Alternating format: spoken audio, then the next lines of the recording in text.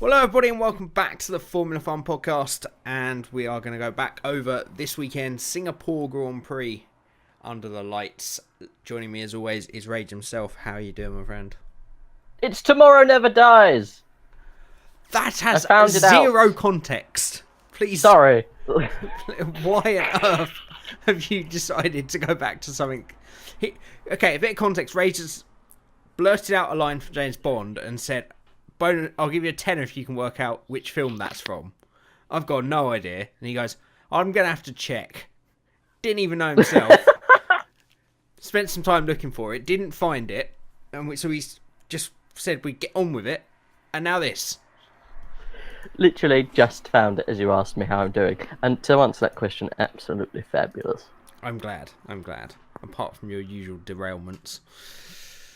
Actually, that's usual, so I guess, yeah, you're good. Good to go. You are. So, Rage may sound a little bit different. He's on a bit of a different setup this week. Just so that we can get the podcast in. That's dedication. Or laziness, because you didn't want to bring your mic with you.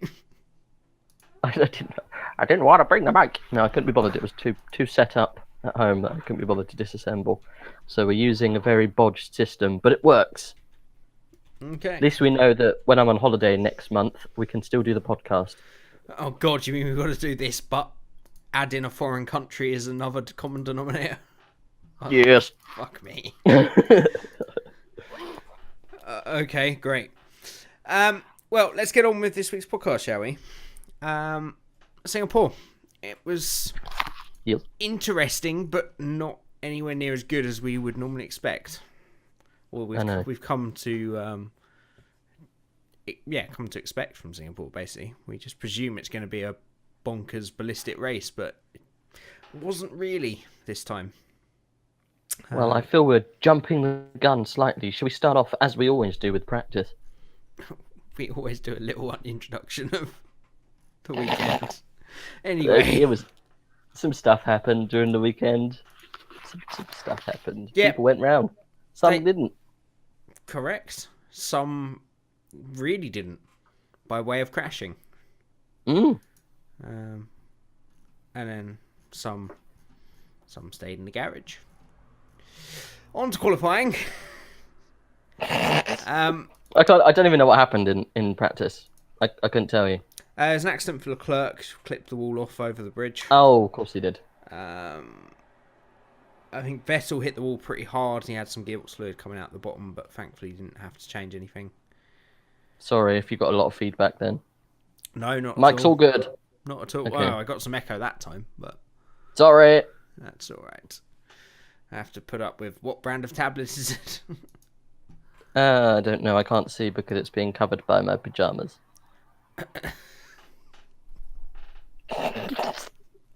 Okay. Cool. So on to qualifying, as is the norm with most street circuits, incredibly important qualifying.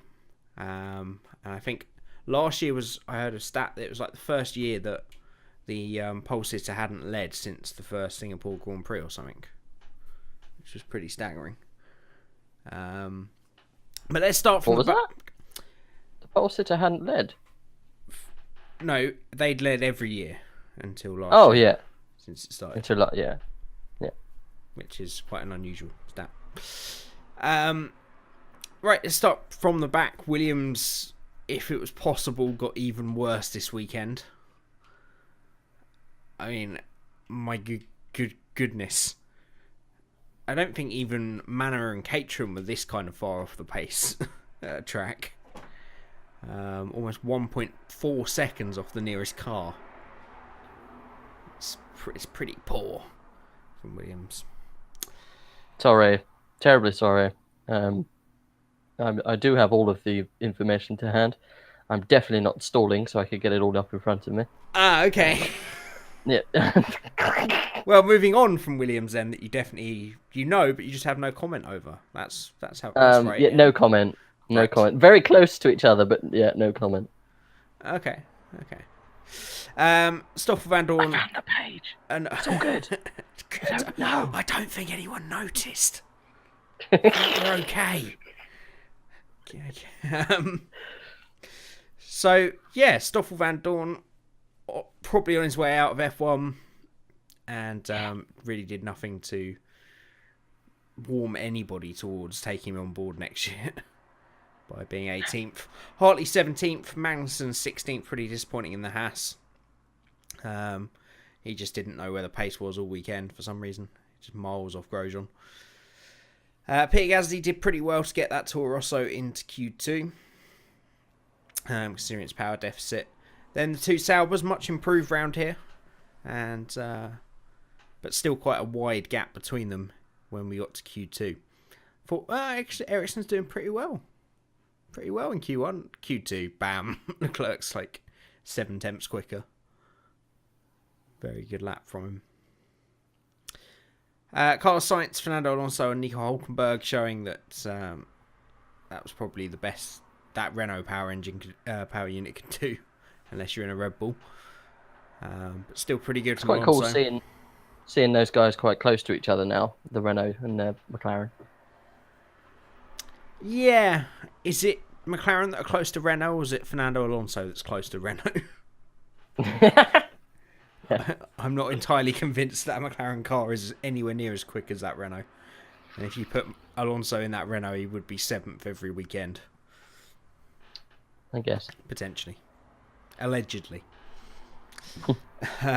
But they do say on a street circuit like this, 11th is the best place to start, as you get those fresh choice of tyres. So they say. So they say. We will find out in a couple of minutes whether that was the case. Hulkenberg just sneaking into the top 10. Esteban Ocon pretty good. P9. Grosjean, again, a great performance from Haas. He seems to be qualifying really well. It's just his racing that hasn't been great this year. But he has been improving. Sergio Perez, P7 in the Force India. On what started as a pretty good weekend for him. We'll find out again soon why that wasn't. Daniel Ricciardo, P6, quite a long way off his teammate. He seems to struggle around here, which is unusual for him. Do you think it's a mindset of moving on? Yeah. Yeah. Just switched off a bit. I think he's already given up to the idea of that's what he's going to do. I seem to remember I argued fiercely for the opposite last year, but last week. What do you mean? Or what, he hasn't switched off? Yeah, but I think you might be right after this week. Yeah, he's 100% switched off. I heard a rumour as well that it's general practice, I know, but they've locked him out of all team talks now. Oh, yeah, they have to. Because a lot of them for next year will include Honda stuff as well. Which, don't want those magic Honda secrets going off to Renault. Can't let those Honda secrets out, mate. Be more a case of the unicorns after you. Yeah. Send the unicorns. Literally everyone at Red Bull going, what the hell are they saying? Can't understand them. What, the unicorns or? Well, no, because all the Honda people speak in Japanese. Yeah. That was the big problem. Apparently, that's been half the miracle with Toro Rosso. Why they're doing so well is they actually bothered to learn Japanese. McLaren didn't. They had to have translators constantly. Yeah, they had translators constantly. But all the Toro Rosso staff have to learn Japanese. How? By learning Japanese. Yeah, but it's not practical, is it? Oh, by the way, if you want to keep your job, you've got to learn how to say konnichiwa. I don't think it was an ultimatum. I don't think the guy that polishes the trophy cab. Well, it's Toro Rosso don't have one of those. I don't think. I don't think the guy cleans the tires at the end of the week has to learn it. Probably just the people that are involved in integrating the engine into the chassis. Just those peeps. And they're very intelligent people, so they can probably learn Japanese like that. I don't think they could, Probably you got a year to learn Japanese. Look, it was a story. Where did you hear that piece of rubbish? It's true. That is not true. Just don't dig much deeper into it. Fox. Debunk the truth. It is true. It is absolutely not true. Maybe true. Toro Rosso staff get lessons in Japanese culture. Team had lessons to work with partner Honda. That's just gone back to the Google page. That's not useful at all. Have you noticed Google Chrome's changed? I don't like it. And it's got nothing to do with this podcast. And they got rid of all of my favourite tiles. Yeah. I was like, oh, great. So now I have to type in www.facebook.com. No, it's bullshit. I don't like it. It's since re-remembered them, but I went a week without any remembered tiles. It's way too much like Edge, and I hate it. Because Edge sucks. No, we had some lessons in Faenza? Yeah, why not? How to communicate with Japanese companies in the form of Honda. This was useful to get an idea of the way of thinking because it's a completely different culture. These seminars had a really positive result. Okay, Did they? Maybe they didn't learn Japanese. Maybe they just I don't think they did, mate. A few seminars. They went to a few seminars where they told them that before they like to eat, they like to rub ants in their eyes. And they were like, oh, really? No, you idiot. They're just like us. They just eat slightly different things and look a bit different.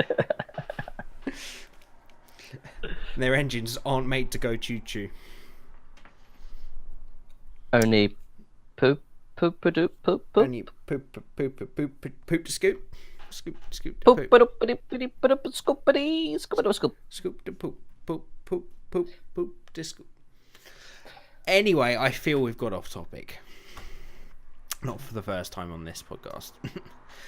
Kimi Räikkönen, despite being quickest in Q2, only ended up P5. Bottas P4. Vettel could only manage P3 because Verstappen put in an incredible lap in second. But I don't often say this, but one of the best laps I've ever seen from Lewis Hamilton. Oh, it's just found another gear. He found another two. He sometimes finds another gear, but he found another two this time.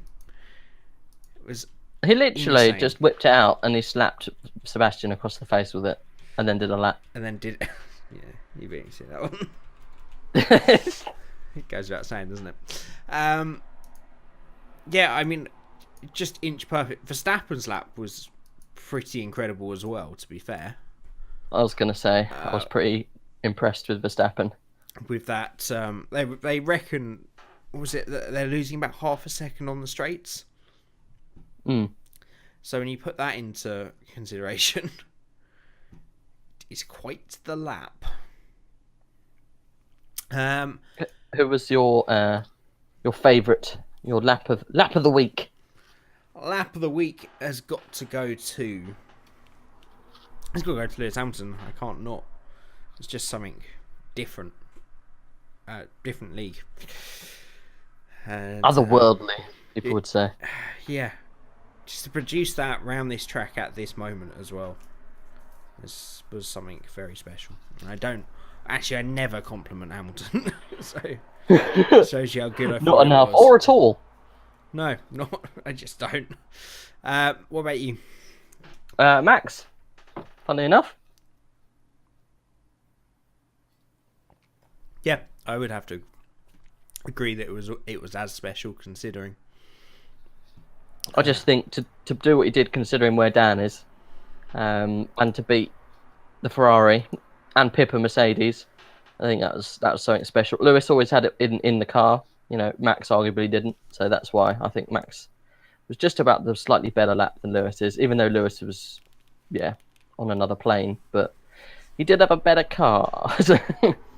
Yeah, he did, but Mercedes historically not very good round Singapore. No. So I think that's what made. What happened to Ferrari then? Just didn't get together. They didn't show up, did they? A lot of talk was made about Vettel's brushings with the wall in practice and never looked completely comfortable. But I don't know, just something from Mercedes just turned on, and Red Bull were always going to be strong here, and Ferrari just, I don't know. Whether they thought they'd have it hands down, or whether their car is that drastically different this year. It's not a track that suits them. But Vettel and Raikkonen not able to do much. Pace was okay in the race, Hmm. but yeah, just a long way off, unfortunately. Right, should we move on to the race then? Yeah. Cool.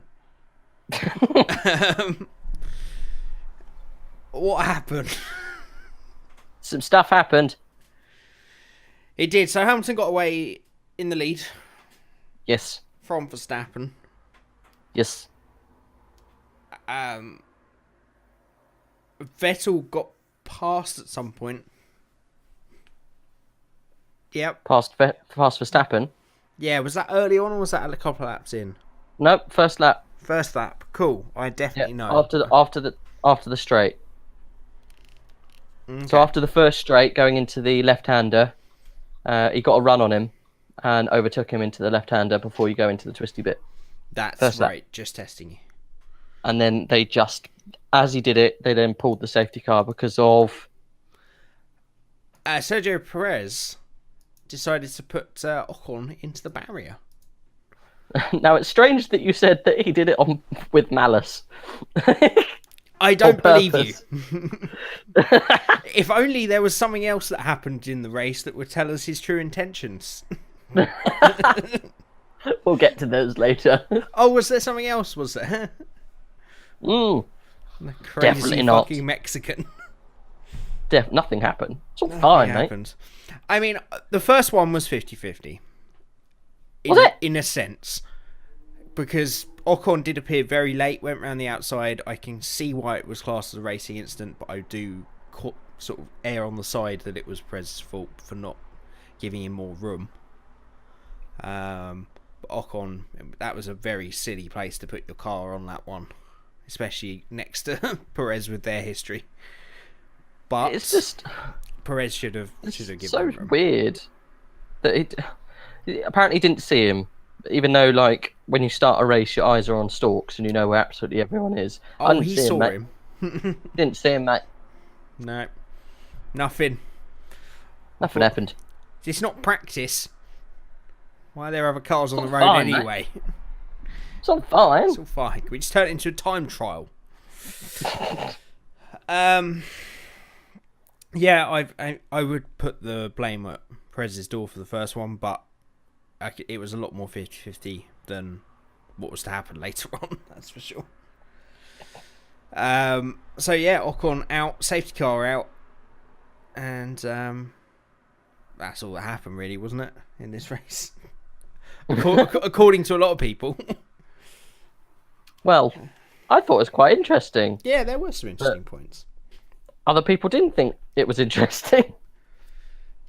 For Singapore, it wasn't spectacular, as we've alluded to, but it was still a good, interesting race. So very early on, Hamilton employed the tactics of backing up the field, essentially, for what must have been 8 to 10 laps.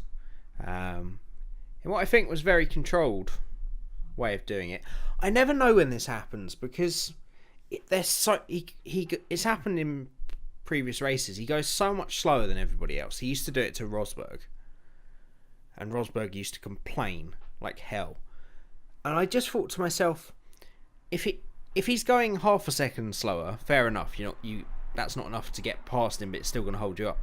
Hamilton was going 2 to 3 seconds slower, to the point that Grosjean was still on the back of the front 6 after like however many laps that was. And you feel, why doesn't Vettel have a go? Or Verstappen have a go? You know what I mean? Mm-hmm. If they're that much slower, they know they're that much slower. Why just sit there and let him do it? Because if they try and have a go, they ruin their tyres because they get into that area where it's just overdrives the car. And then the tyres won't last, and the strategy, they'll lose on strategy. But they're already stuck behind. So they're already ruining their tyres. They're not, though, because they're still driving to a certain delta when they're behind. If they then turn up the engine and then take more out of the tyres by trying to then get on the back of the car and then find a position where they can overtake the car in front, it's only going to hurt them even more. But he finished 40 seconds behind. You've got What to do you give mean? it. You've got to give it a go. Like, why? I don't understand the mentality of a racing driver that sits there and just lets Hamilton do this. He's done it time after time. Either get him to pick up the pace, because all you're doing is allowing him to have better tyre life than you. Yes, you might both go longer, but Hamilton's still going to last much longer into the race because he's controlling the pace and he's putting you in the dirty air. That has such an effect no matter what speed you're going. They're not driving round at 20, are they? They're still driving 99%, but just a bit slower. It's still going to take a lot out of the tyres being stuck behind him. I just don't understand Vettel just sitting there. Especially how much slower Hamilton was going. He's got to put the pressure on if he wanted this title, which I think incidentally is probably gone. But I'm sure we'll get to that. It annoyed me, okay? I've been aggrieved. Robbed. I wanted to fucking attack him. Wanted to race, damn it! And then race. No. So yeah, Verstappen got back past Vettel in pit stops. So Vettel pitted pretty early to try and put the pressure back on Hamilton. Yes. And came out in pretty heavy traffic. Much traffic for Vettel. Lots of traffic. Much traffic. And Verstappen, even with a very stuttery second gear getaway, still managed to get out just ahead of him to take second place. Vettel, incidentally, had gone on to the ultra softs to try and attack Hamilton, and then got absolutely nowhere near Hamilton when he came back out. So... That's such a random call. Like, it's just... Let's all go. The tire definitely will run out. We cannot go to the end. But just in case, we can then try to attack, even though we're not going to attack. But we'll try anyway. So We'll put the pressure on. It's always gone well when Hamilton's on the worst tyres defending, isn't it? People always, what's the word? Oh no, just lose anyway. That's the one. It doesn't work, but... again, it was Ferrari dropping him out in traffic, though. Yeah. He got past that one car, then he would have been maybe a second or two behind Hamilton, with Hamilton having to warm up his tyres, and he might have had a chance. But sorry, I'm just moving the mic. Sorry, terribly sorry. That's all right. It's not making any kind of noise. Good. Terribly sorry. Now it is. Oh, terribly sorry. There we go. Okay, you good? Yes. Good. Other stories of the race, I guess, because Hamilton did come home in the end very comfortably. There was a moment, actually, where Verstappen got very close because Hamilton was being held up by... I feel you're jumping the gun slightly. Why? Because that happened, like, towards the end of the race. Yeah, but I'm going through the picture for the guys at the front. Oh, okay. All right. Are we going to come back to the guys at the back then? I mean, there's only two real incidents to talk about, isn't there? Well, before all that happened, we had the whole Sorokin deciding to go really, really slowly for about 7 million laps because he had ruined tyres. Right, which is exactly what I was just talking about. Yeah, but there was Hamilton and Verstappen only got close for about half a second between them because of the Sorokin thing. That's literally what I was about to say. I think the Perez incident happened before the said Sorokin. Let's do it in chronological order then. That's normally what you do. No, it's not on this podcast. Let's start at the end of the race. So this person won. Let's find out how they won. We are nowhere near organised enough to do it chronologically. Okay, Perez and Ocon. No, it wasn't Perez and... What am I talking about? Perez and Sorokin. So Perez, he seemed to be getting so wound up, but we were never shown anything that gave him any reason to get wound up. He got so wound up... What about being stuck behind Sorokin? Yeah, but it's like... He was stuck behind for about 8 laps. It's like Sorokin had held a picture of his mother out the window or something, you know. First of all, he got stuck behind him for about 6 or 7 laps, and then he started going on the radio saying, "Have you spoken to Charlie about this?" Yeah. As in, The guy's going slowly. He's obviously ruined his tyres. However, he needs to be told to get out of the way. No. This is So then what... he started diving down the inside to try and scare him out of the way, so he could then have a better ride, like into the next corner or down the straight. Which Sergey wasn't, wasn't having any of it pretty much. And then the instant happened. He obviously saw red, didn't he? He's just a bit weird. Yeah, he made the move, and then Sorokin did the terrible, terrible thing of fighting back. How dare he? Yeah. Am I right? How dare he defend? Charlie, this guy can't defend, This isn't a race. And then, yeah, he just literally pulls into him. Vettel at Baku, like. It's awful. I don't know what's the matter with him. It's literally awful. I was just like, really? Is this what this has become? Yeah. And I was like, this man is going to take Ocon's seat next year. And he put them into administration in the first place. Oh, darkness. The thing is, he's a great driver, but he does have that frustration in him. And I feel you... Sorry, go on. Sorry, go on. No. I feel you can forgive a driver of that frustration if they're a genius, but he's not a genius. He's just a great driver. Yeah. He's not like a Senna or a Prost or a Hamilton or a Schumacher. You can go, oh, he does that because that's the, racer in him. But he wins all these races and it's fine. He doesn't. He has no need to do it. Fighting over whatever bloody position that was. Madness. What's next in the chronological order? Oh, Betty. I don't know. No? This was your idea. You lay in your bed, okay? I don't know what was next, okay? Right. We'll go back to the only thing I know then. Sorotkin's brave effort of trying to stay out on the tyres caused absolute havoc. And it ended up like a trolley train, wasn't it? It was. It was a Sorotkin train. Sorotkin snake. A Sorotkin. There you go. There's the onomatopoeia I was after. Good job. And yeah, it was Grosjean. I think it's Grosjean trying to get past him, wasn't it? It was, yeah. And that caused Hamilton and Verstappen. Hamilton just have to sit there. And Verstappen closed like a 6-second gap and almost had a chance to dive down the inside. In the space of half a lap. Yeah, literally. And yeah, I'm surprised Hamilton didn't get more irate. He did say, what are these guys doing type thing. It was more to his own amusement. I know. Did you hear him in the interview afterwards? He was just like, "You ain't getting past, bruv." Did he say that? Yeah, he said after this was all happening, I saw how's Verstappen closed up, and he was like, "You ain't getting past, bruv."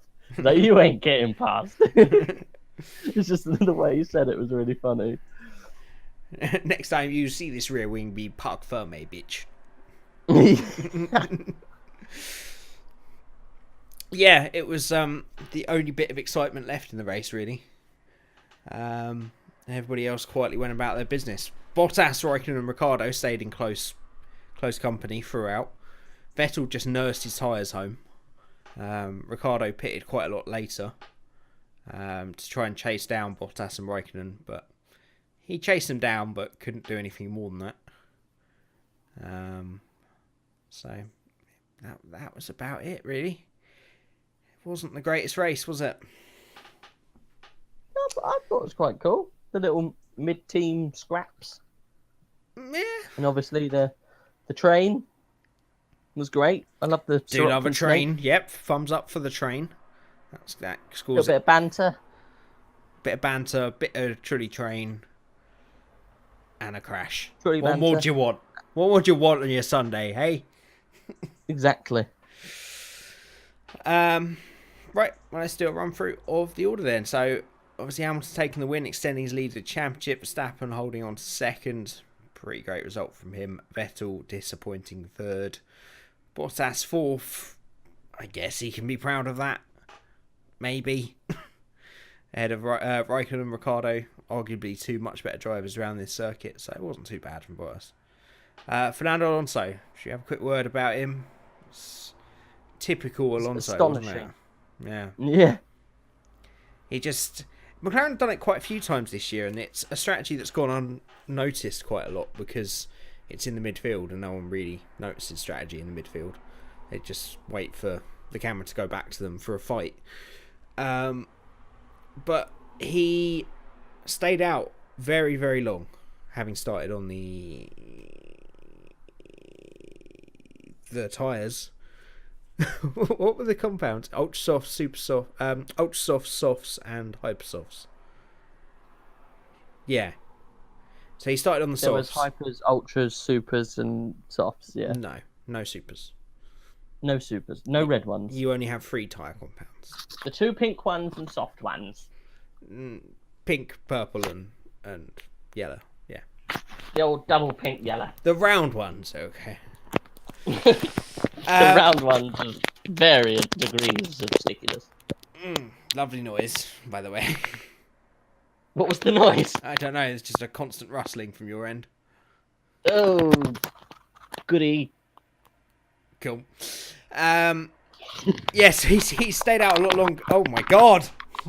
I'm sorry, I can't help it. What are you doing? On the tablet, man. What are you doing with it, though? I did nothing. I just got up. I just moved. I've got to have the sensitivity up really high, otherwise you can't hear me. So it literally means you hear everything. Why are you moving it? I have to. Just stay exactly still for an hour. That's what I mean. It's like you shall not move for 2 hours. Correct. It's in your contract. Apparently. That's what you have to do anyway when we're normally recording it. Yeah, so you just stayed out a lot longer. All the people that got stuck up in traffic behind the other guys that had been on the softs from the beginning, and Alonso just drove away. So when he pitted, he came back out in 7th. It's a brilliant strategy from McLaren and a great drive for a man that will be sorely missed. But probably not by the organisers of this race. Why? 2008. Oh, sure. Sainz 8th, much better performance from him. Charles Leclerc 9th, Hulkenberg 10th. All 3 of them did a great job, I feel, to get those points out of that. Yeah. They're 2 cars that shouldn't... They're 3 cars, really. The McLaren, the Renault, and the Sauber that shouldn't be in the top 10. But they've all managed to do it. I feel Haas's and the Force Indias should have taken those spots, but sort of mucks it up themselves. The man, the myth, the legend, Marcus Ericsson comes home in 11th place. Brilliant. Narrowly missing out on points. Brilliant performance. He's done a great job. Yeah. Oh. Big fan. Marcus Ericsson, anytime you want to come on this podcast, just let me know. I'll get rid of rage. That's fine. Oh. What about the contract? Well, he's out of one next year, so he might want to come on board. Probably more reliable. Whoa. Been insulted. No, I said it's probably more reliable than a Sauber driver is what I meant. Oh, okay. I didn't mean... That's fine. I didn't say he's more reliable. Well, he probably is. He's Swedish, you see. Are they known for their reliability? Yes. As people? Yeah, why not? Not break down as much. But I'm always breaking down, as you know. Yeah. Both physically and mentally. Often, but never at the same time. No, that would be un-British.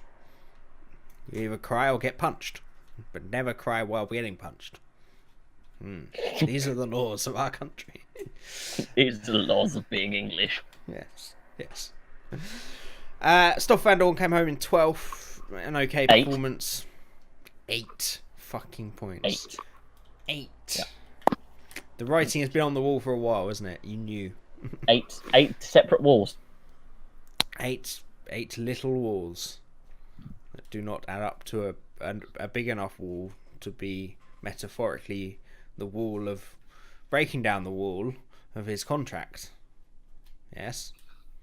Okay. Which will be in ruins, like the wall that he never got to break down. No, but the wall that he will want to break down once he knows that he has not climbed above the wall to the step of the wall he needs to be at next. Wall. Is the wall real or metaphorical?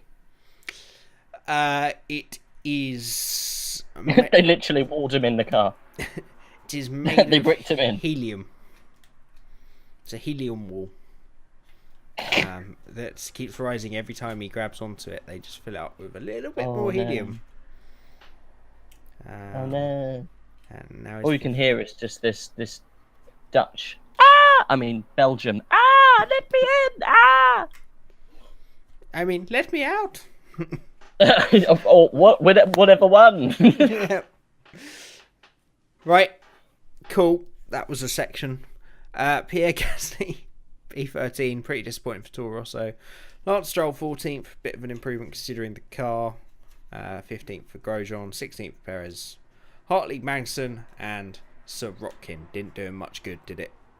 Perez did also get a drive-through, didn't he, for his incident with Sirotkin.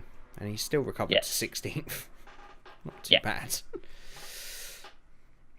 Okay. Is there anything else from the race itself you want to go over? Before we get on to, I guess, the overarching points of the weekend. No, not really. I'm not going to remember it, nor want to. Okay, cool. Yeah, so the two real talking points from the weekend, I would say, is the title fight done? And is this Vettel or Ferrari that have blown this? Vettel. So you mean it's Vettel?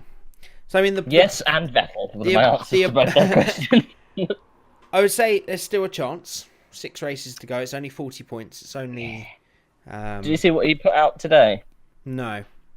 His plan is to win all 6 next races. And then he wins the championship. Yeah. I know, but it's just like, don't worry, guys. I'm going to win all the next one. It is fine. I've done it before. I do it again. I mean, he's got the car too. That's what's frustrating. Have you looked at the stats on what Mercedes and what Ferrari won last year in the next couple of races? I think there was 2 Ferrari wins. Right, but the Mercedes was a much better car than the Ferrari last year. Well, even so, there's 2 Ferrari wins, there's 1 Red Bull win, and then there's 3 Mercedes wins. Yep. But he doesn't have to win every race. He just has to outscore Hamilton by 40 points. Yeah, it's quite a large gap. It is, yeah. 1 DNF though, and it could be down to 15, and then that's nothing in 5 races. So it's still on, but you feel that it's slipping away. Are you being paid by F1 or Liberty Media to say this? Don't worry, guys. Keep watching. It's still on. Well, unlike last year, at this point, straight after Singapore, it's no great meltdown from Ferrari, and they do have the quicker car, which you couldn't say before.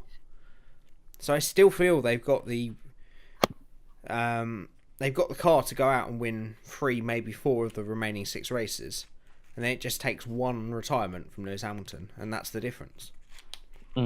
It's very possible, but this is why I think it's more on the side of Vettel. I think it's mentally. It's gone. I feel the car is there for him, and it's still, the title is still very much on, but I feel it's Vettel that's blowing it. Yeah, I think he's cracked, isn't he? Yeah, 100%. I think he cracked since Germany. When was it? Yeah. It just doesn't. This weekend was made for him. I feel. Ferrari are always so good there. They've got the better car. He went out and smashed Singapore and won the race. Then it's all back on. But he just never even looked like threatening.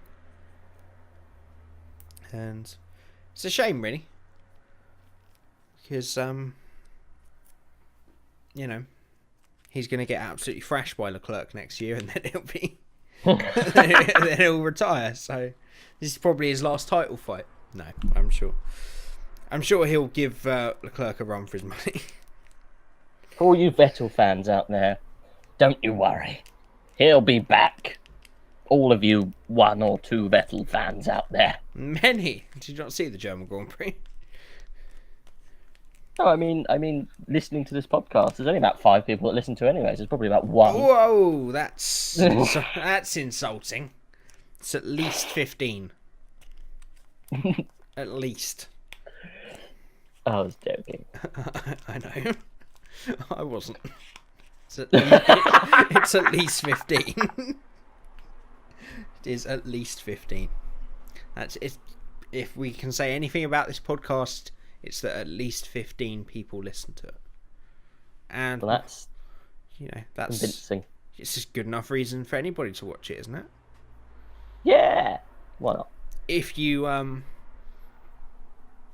had a new chocolate bar and you gave it to someone and said 15 people this morning have said they like that. Are you going to eat it? Even if it's a tramp holding it to you? Definitely not. Probably not, yeah. Now we see the problem. Okay. I'm stalling a bit here because I don't really know where else to go. What, with the race? From the weekend. Yeah, I don't think there's any more to say about it. It's just to get on to the news. I think there wasn't a lot that happened, was there? Just Lewis extended the gap. Sebastian he's literally, I can see him like on a ladder and like he's all but fallen off, but he's got one hand still on and he's silently sobbing with the other hand as he's being pushed up by a wavering Ferrari. I'm completely lost by this analogy, but he's on a ladder where? Just on a ladder. Just a random ladder in the factory. Just a ladder. An empty part of the factory, and it's just one of his mechanics who's patronising him on a ladder. It's okay, Sebastian. You do your ladder thing, it'll be okay. Just a ladder, mate. It's just a ladder. Yeah. I feel Singapore's very tough to because there've been so many great races. It's easy for it to be a bit of a letdown, especially when it's so long. An hour and 50 minutes on Sunday afternoon. You're gonna get a bit snoozy, aren't you? Anyway. So yeah, I think we shall move on to terribly sorry. That not terribly sorry section. Sorry, I didn't hear anything that you said there because the cat was all over the place. Do say again, kindly. Moving on to your favourite section of the week, it's time for Question of the week. Sorry? Crash of the week. It's crash of the fucking week. Shh. Crash of the fucking week, you bastard. It is, there can be only one. No? What, one crash? Yeah. Actually, there was 2 this weekend. Luxuries. You do have a choice. There was a couple of crashes. And Are you okay?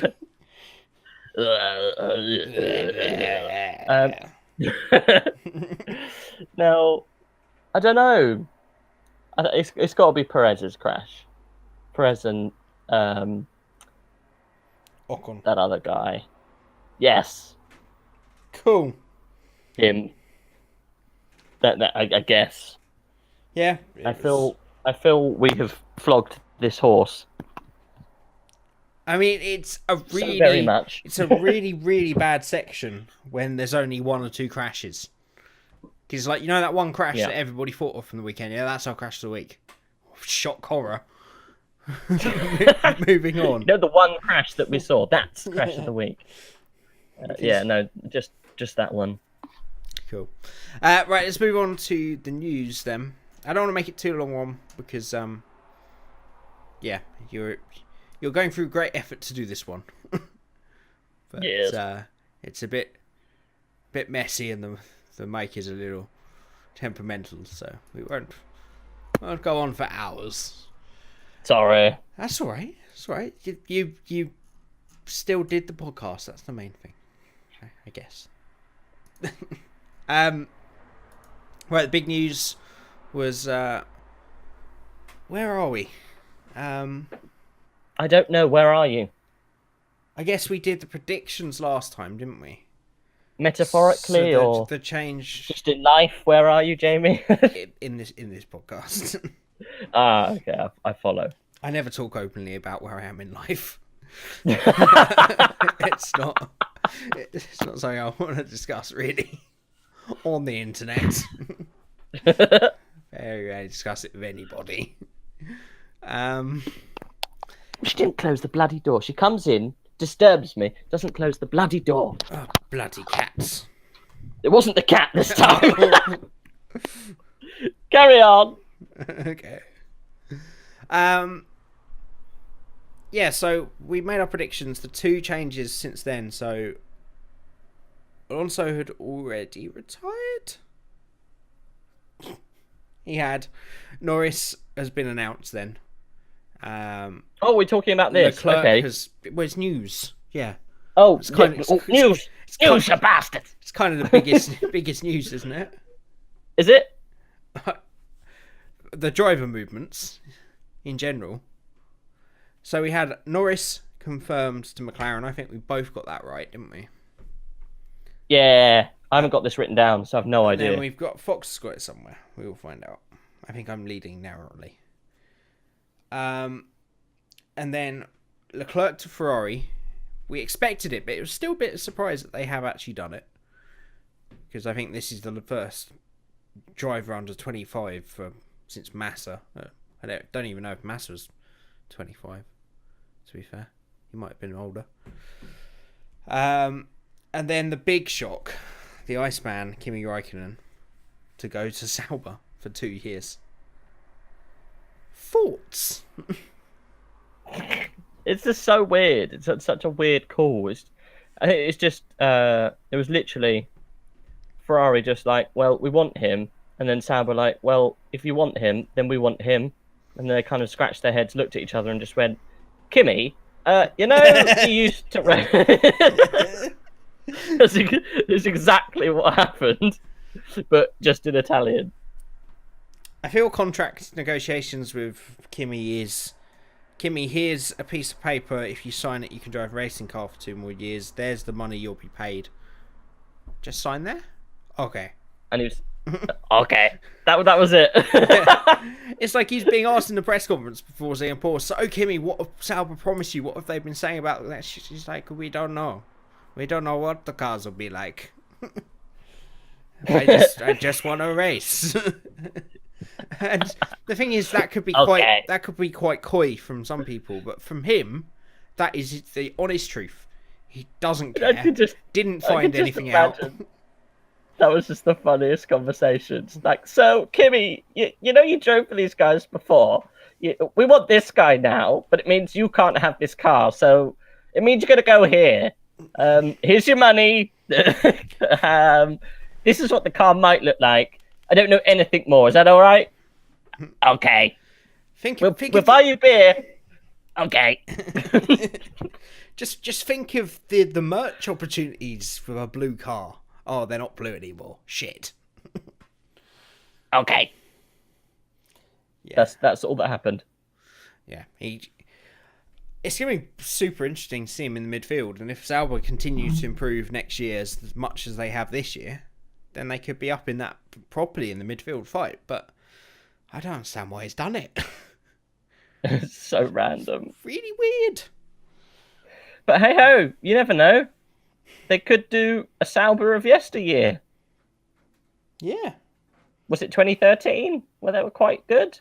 2012 they were quite good, and then of course when they were with BMW they were very good. Back in Kimi's day they were all right. But yeah, next year I don't know. I think it's unlikely. It's strange. But anyway, it's good to see Leclerc at Ferrari. That's going to be some season with him against Vettel.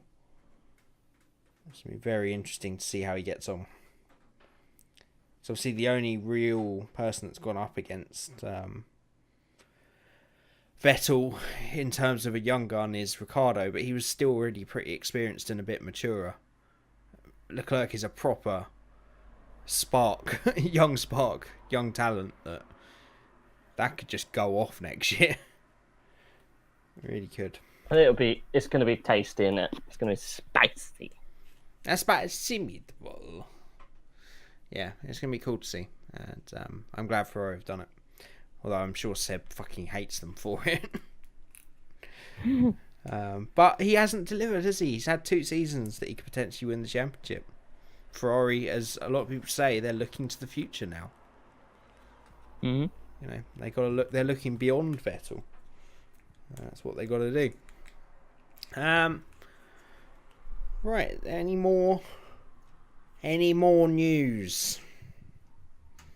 Any more? I have no idea. So this is completely on you. Do we have any more news? I can't think of any more news. More of it. Pow. No. Toro Rosso look like they're going to confirm Danny Kvyat. That looks almost set. But there is also recent news that Pascal Wehrlein could be going to Toro Rosso, along with 20 other drivers, as Toro Rosso are set to field their entire sporting category on their own next year. Do you see that? Whatchamacallit? Christian Horner hinted that he wanted Dan Tickton to be in the car. Well, that makes sense. If they're following procedure, he is the next man to come in. And people have said age and experience, but that's exactly when Verstappen went in after 1 season of Formula 3 at the age of 17. So I reckon we should all get behind and make a petition for our man Jake Dennis. Jake fucking Dennis. Start a Dennis. campaign.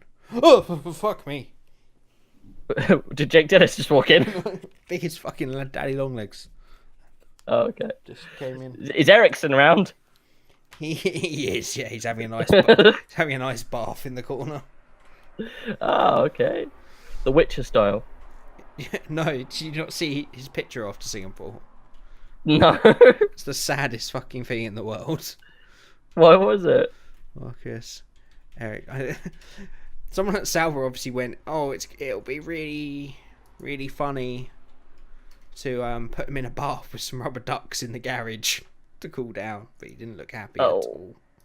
Oh, is this on Twitter? No idea. I'm looking for it. I can't remember where it is. I think it's Sauber. Who's he race for again? Sauber. Fucking hell. Yeah, we host a podcast about Formula 1. No, do we? Shit, we better get on with that. Sauber. Oh, there was great banter after the race, as I put up in the chat. It was great Force India banter. Go on. Was there? Yeah, do you not see? I saw that they banned them from racing. During the race, Force India put up a tweet saying Sorokin turned into Perez, causing them to crash, and then someone commented saying, "I can't believe they put this quote up and then deleted it." He said, "I want a bit of whatever Force India are smoking," and then Force India came over and literally replied to that tweet and said pretty much, "Yeah, we realised what happened straight afterwards and we deleted the tweet. Sorry about that." This always seems to happen with Twitter accounts of F1 teams. I feel like the people responsible for the social media know nothing about Formula 1 and they're just like media people that are they're trained to put a positive spin on everything, regardless of what actually happened. Why is he in a bath? I don't understand. He's cooling down. He's very hot. So weird. Why do his rubber ducks look like little boiled eggs? I know. I don't know what part's him and what part isn't. It's all him. Is it? I don't. Nice. It's not photoshopped. If that's what you mean. It has been photoshopped thousands of times since. I bet it has now. I bet that's been memed a few times. Oh yeah, just scroll down. I didn't. I don't want to scroll anywhere near that anymore. Okay. One of Kimi Räikkönen actually in an ice bath as well. They all seem to do. Is there? Yeah. Not that you'd fucking care. You hate him. Who? Kimi Räikkönen? Yeah. No, I don't. See, this is what I mean, people. I said this last week. He's never said a bad word about Kimi, and then last week you just unloaded on him for no reason at all. Well, it wasn't in the podcast where I unloaded on him. Yeah, it was. No, it wasn't. I'm pretty sure it was. This is just when we were talking about when we were playing Formula 1. No, it was in the podcast last week. Was it? Yep. Oh. Pretty sure it was. I'm pretty sure it wasn't. You're making me doubt that it was now. I'm sure it was. I didn't think it was. It was. Anyway, that's enough of the news. Cool. Right. I think we will just keep it at that because I want to get this uploaded before a stream tomorrow that you can join us on. For the second warm-up race of the ORL League. And We're not going to do test range. No, I haven't prepared anything. Ah. So no, not this week. Ah. I can. Yeah. I mean, I can find something quickly. Nah. F1 quiz. Knowledge of all things Grand Prix. 10 questions. Boom. You want to go? One second. The first, the top article on the BBC Formula 1 Sport. Is Raikkonen right to stay in Formula 1? Written by Jolyon Palmer. What does he know about getting a choice? Yes, he should be very grateful for having his opportunity, because I had mine and now I don't. I'm sad. Sad, Jolyon. Sad. We did miss some news. Go on. It was such funny news that I sent it to you. Formula 1's owners signed sponsorship deals for in-play betting. I didn't quite get what you're saying with this because every sport has in-play betting. I know, but it's just really weird. F1's like the last one to do that. I know, it's just like, it felt like they were selling their soul for a bet.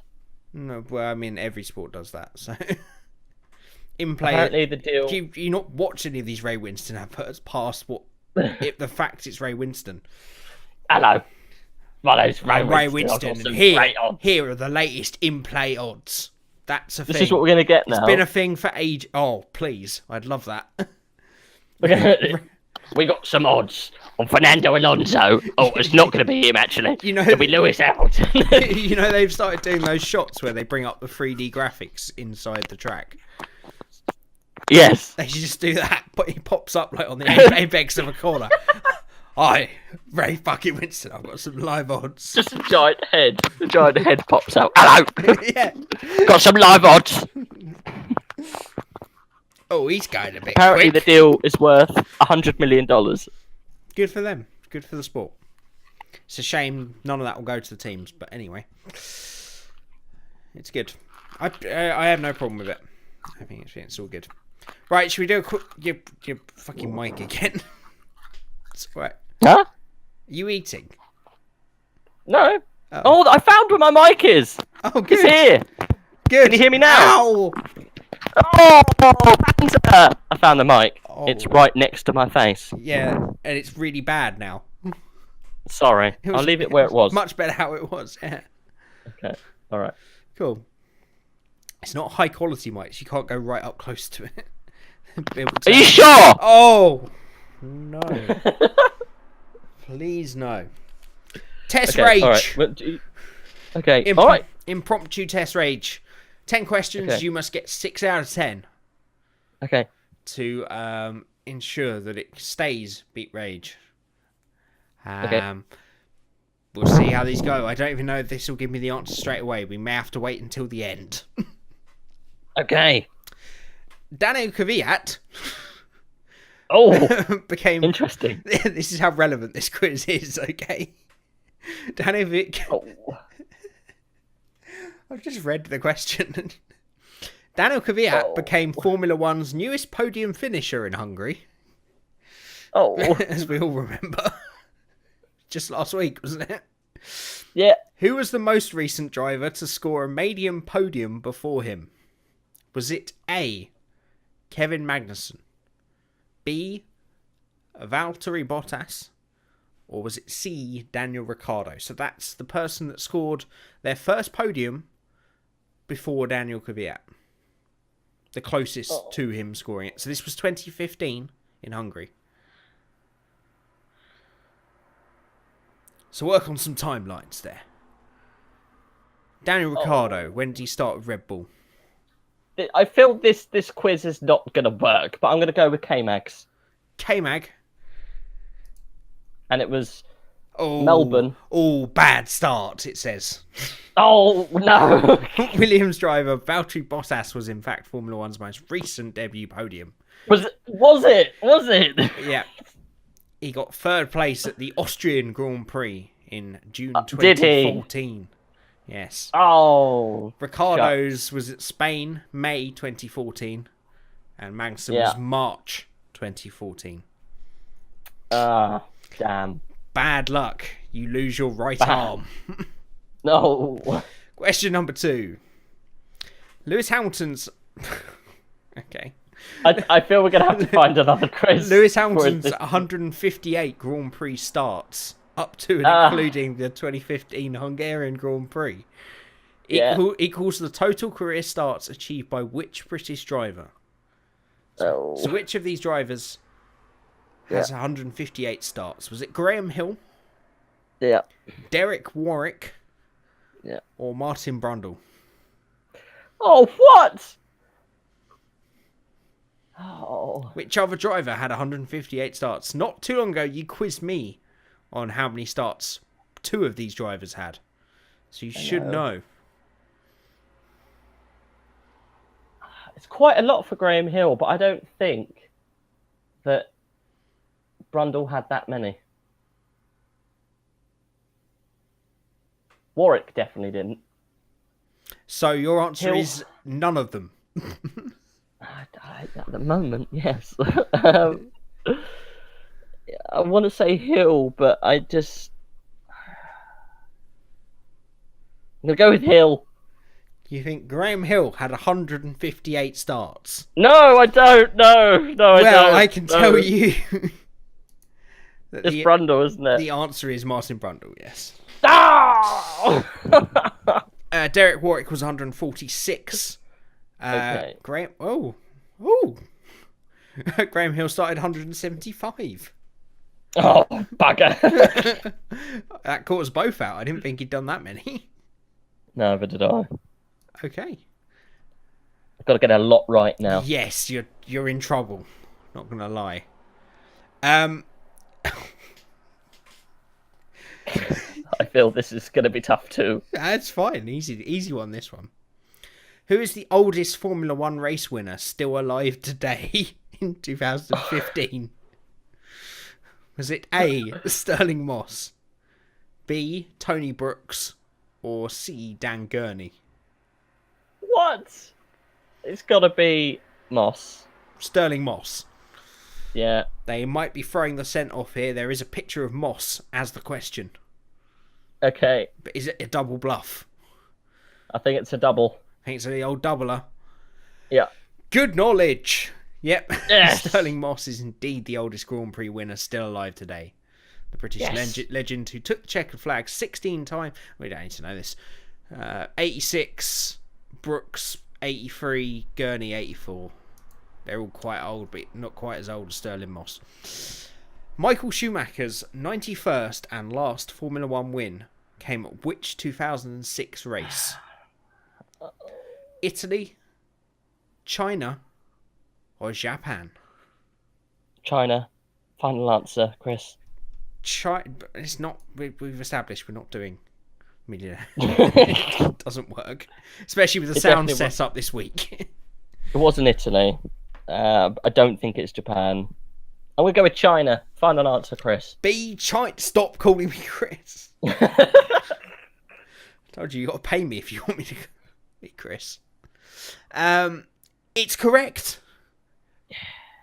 It's the 2006 Chinese Grand Prix was Michael Schumacher's final ever career win. For now. For now? I think there might be a little issue with that last statement. No, he's going to recover. Is he? Oh. Okay. Yeah, I felt bad doing that one, even myself. That's 2 out of 4. 2 out of 4. So 50% maintained so far. So good. But you still need to pick up 4 out of the remaining 6. Okay, that's fine. Okay. Who was the last man back in 2015? Who was the last man to finish second on his Grand Prix debut prior to Kevin Magnussen achieving the feat for McLaren in 2014? So debut, second place. Okay? Lewis Hamilton, Jacques Villeneuve, Michael Schumacher. In their first ever race, who finished second? It was Lewis. Lewis Hamilton. Yeah. Was second in Australia in 2007, you're saying? Oh, I don't think he was. I think it's Villeneuve. You think Jacques Villeneuve was? No, I don't. I'm gonna go with Lewis because Jacques Villeneuve never does anything good. I'm gonna go with Lewis, even though I don't think he did. Let's go with Lewis. Final answer. You realise that makes no sense. We're gonna go with Lewis, but I don't think it was him. No. Lewis Hamilton. That just ain't right. Ain't right. It's wrong. Jacques. It's Jacques Villeneuve, yeah. Hamilton famously was third in his opening race. Oh, I can't believe you didn't know that. Sorry. Schumacher was sixth. No, he qualified sixth and retired, I think, for Jordan. Jacques Villeneuve, of course, was very lucky and started his first season in a Williams. He did. Oh, of course. Who got past him? Was it Hill got past him? Was Hill racing then? Yep, he overtook teammates. He overtook him, didn't he? Can't remember. I'll be honest, I just knew it wasn't the other two, so it must have been Jack. But I don't remember the first race of 2000. I think Jacques Villeneuve was led into the first corner, and then Hill overtook him. Oh, good. Good that you. Why not? Good that you know that now.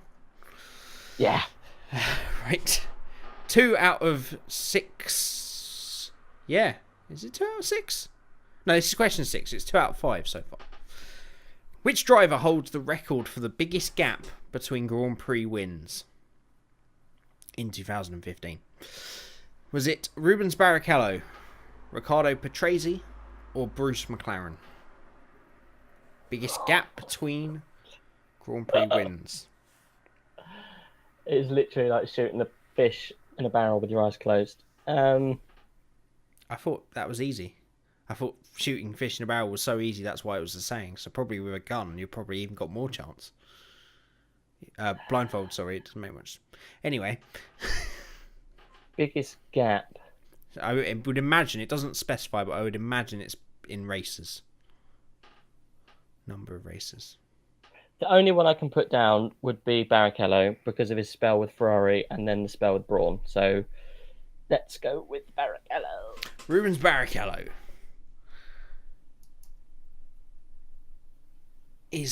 I'm afraid it's wrong. Oh, it was Riccardo Patrese. Of course it was. It was in time. 6 years and 7 months. Oh.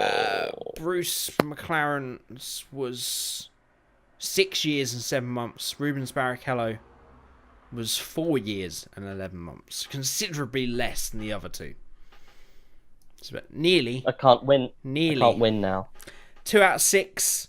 You got 4 questions to go. You can still win if you get them all correct. Oh. But it has now become a knockout. Okay. Knockout Thanks tournament. for that. Thanks. The record for the longest time between a driver making his Formula One debut and becoming world champion is 13 seasons. So, what's the question again, please, Chris? The record for the longest time between a driver making his Formula One debut and becoming world champion is 13 seasons. Ah, yes. But who, I hear you ask, holds this record? Jenson Button. Is it Jenson Button? It's Jenson Button. Don't even ask me the other people. B. Don't even say. Jenson Button. Nigel Mansell. Or is it C. Mario Andretti? Oh, they're all old. They're all old, damn it. 13 seasons. Correct. I don't think it was Button. You are in knockout, so do the math here.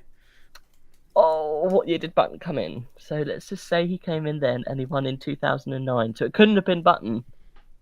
Possibly not. I don't think it's Button. Mario Andretti was old, and I only ever remember him as old. The other one, who's the other one? Nigel Mansell. I know Mansell raced up into his 40s. Again, do the math. What year? Nigel Mansell, final answer, Chris. Okay, Chris, are you here? No, he's not here, but I'll do it anyway. Spray the champagne, you're 100% right. Yes. Mansell was made to wait almost his entire Grand Prix career to become a world champion at the ripe old age of 39. Oh. Nearly. I know he won at 40, didn't he? 39. He won one when he was 40? Oh, yeah, he won one race. He returned after Senna died at Adelaide. He stood in for one race, won, and then was like, see ya. Actually, no, I think that was 94, and then he did one more race for McLaren in 95 and was nowhere near as good, so he was like, I'm done. Anyway, you're keeping it alive with three out of 7. 3 questions to go. For which team did Red Bull's Daniel Ricciardo make his Formula One debut in 2011? Was it HRT, Toro Rosso, or Virgin? Why are you asking me this? It's Toro Rosso. Final answer, Chris. Okay, locking it in. I felt so bad for you because I knew that was wrong as the moment you said it. It's HRT. No, because he did it. He did a race. He did one race. I hate you.